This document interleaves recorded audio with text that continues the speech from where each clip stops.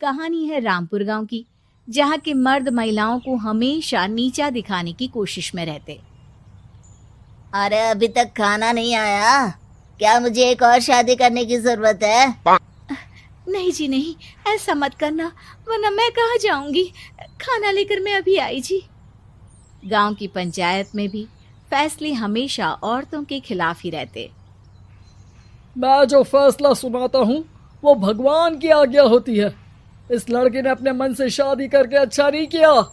लड़के को घर भेज दो और इसकी शादी इसकी जाति की किसी लड़के से करवा दो, लेकिन ये लड़की, इसे तो गांव के बाहर निकाल दो।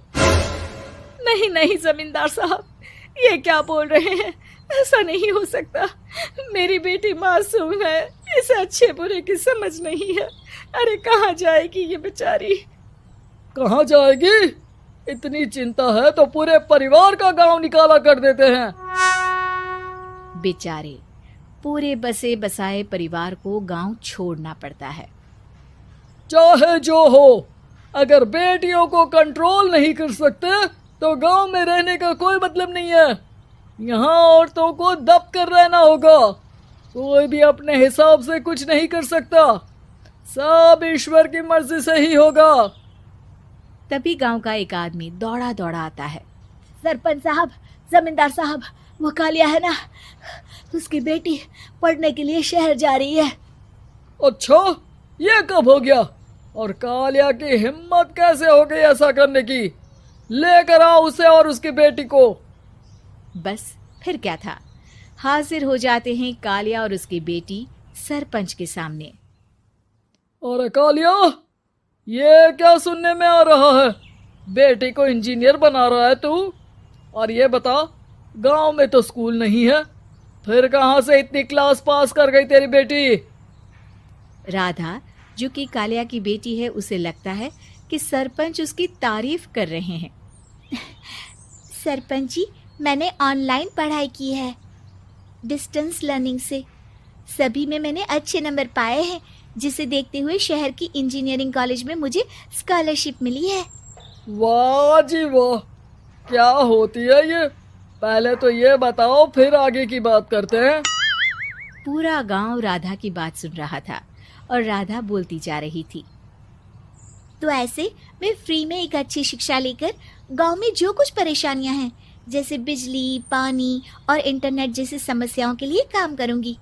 मैं गांव को शहर से जोड़ने के लिए पुल का निर्माण करवाने का प्रस्ताव रखूंगी।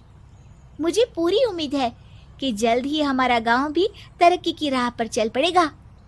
राधा की बात सुनकर सारे गांव वाले ताली बजाने लगते हैं। सरपंच को समझ नहीं आता कि वो क्या करे। चुप रह नादान लड़की, गांव के खिलाफ जाने के लिए तुझे गांव से बेदखल कर दिया जाएगा, वो भी पूरे परिवार के साथ। और हाँ, अगर ठीक से गांव में रहना चाहती है तो ये पढ़ाई लिखाई छोड़ दे। हम तेरे लिए गांव का कोई होनहार लड़का देखेंगे। तभी गांव का एक आदमी बोल पड़ता है।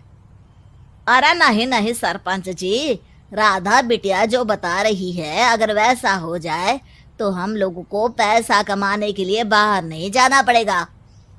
हाँ जी, और ना ही कोसों दूर पानी के लिए भटकना पड़ेगा।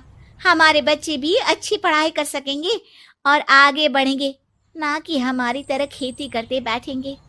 क्यों गांव वालों, राधा बिटिया का साथ देना चाहिए ना। सरपंच देखता है कि गांव राधा के साथ है तो वो चुप हो जाता है। वो घर आकर अपने सलाहकार से बात करता है, जो बहुत ही चालाक किस्म का इंसान होता है।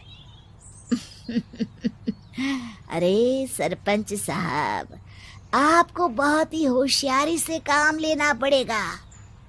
एक बार गांव तरक्की कर गया, यहाँ के बालक पढ़ लिए तो कोई ना पूछेगा आपको।